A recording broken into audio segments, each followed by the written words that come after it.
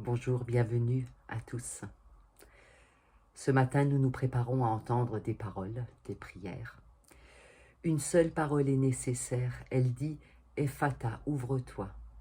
Cette parole est notre prière au début du culte.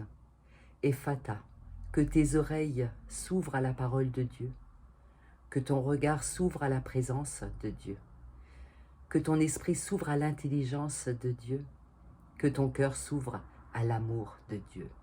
Ephata, ouvre-toi. Amen.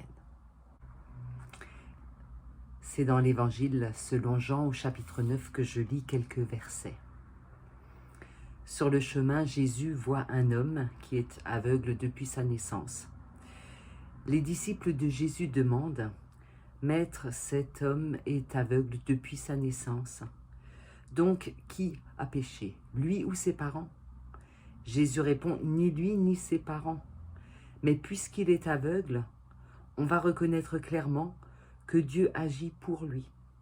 Pendant le jour, nous devons accomplir le travail de celui qui m'a envoyé. La nuit arrive et personne ne pourra travailler. Pendant que je suis dans le monde, je suis la lumière du monde. » Après que Jésus a dit cela, il crache par terre, avec sa salive il fait de la boue, et il met la boue sur les yeux de l'aveugle. Ensuite il lui dit « Va te laver à l'eau » à Siloé. Le nom Siloé veut dire « envoyé ». L'aveugle y va et il se lave, et quand il revient, il y voit clair. Aujourd'hui, faisons un peu de mathématiques. Vous connaissez tous les signes qu'on utilise pour le calcul. Multiplier, diviser, ajouter, retrancher.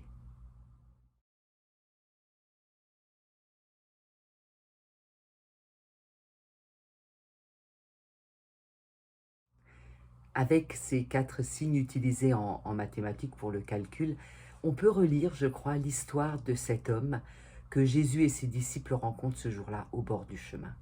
Vous le savez, l'évangéliste Jean a le don de poser des grandes questions de la vie à partir d'une anecdote, d'une petite question, ici, à partir d'une rencontre qui semble tout à fait banale.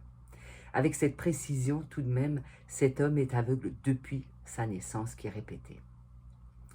Une seule question de la part des disciples qui va donner lieu à un long développement, et ce développement courra sur tout le chapitre.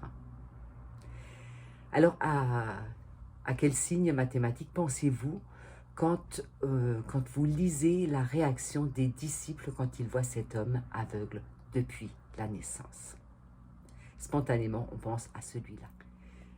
Aux yeux des disciples, cette personne souffre d'un manque. Elle subit ce manque. On lui a retranché quelque chose qui l'empêche d'être un être humain à part entière, un être normal.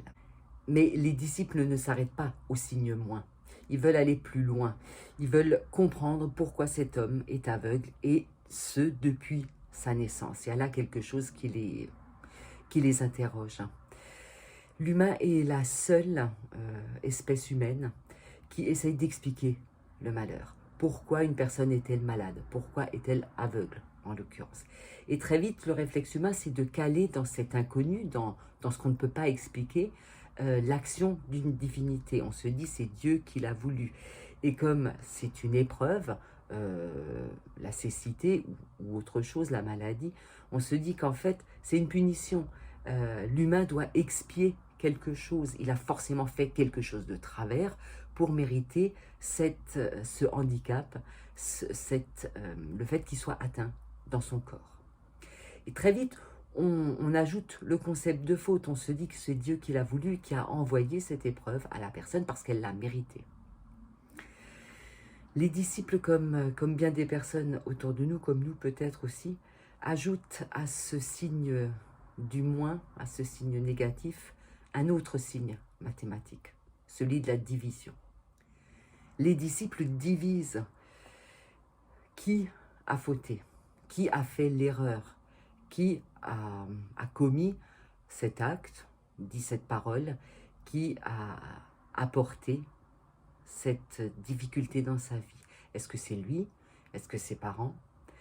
quelqu'un a en tout cas forcément fait quelque chose qui mérite ce châtiment. C'est le calcul des disciples, un moins et puis un divisé. Pas besoin d'être un génie des mathématiques pour comprendre que le résultat de cette réflexion n'est pas très positif. Et puis arrive très vite la réponse de Jésus. Est-ce que vous l'avez bien entendu? Il dit clairement, ni lui, ni ses parents, ni l'un ni l'autre. C'est pour que les œuvres de Dieu se manifestent en lui. Alors à quel signe mathématique est-ce qu'on pense quand Jésus prend la parole? Au plus, oui, Jésus affirme sans équivoque, sans aucune équivoque, que cette recherche de culpabilité, de fautif, est hors jeu. C'est pas comme ça que ça marche. Ni lui, ni ses parents, personne n'est responsable. Désormais, aucun chrétien ne peut comprendre la maladie, quelle qu'elle soit, comme la main de Dieu qui s'abat sur la personne.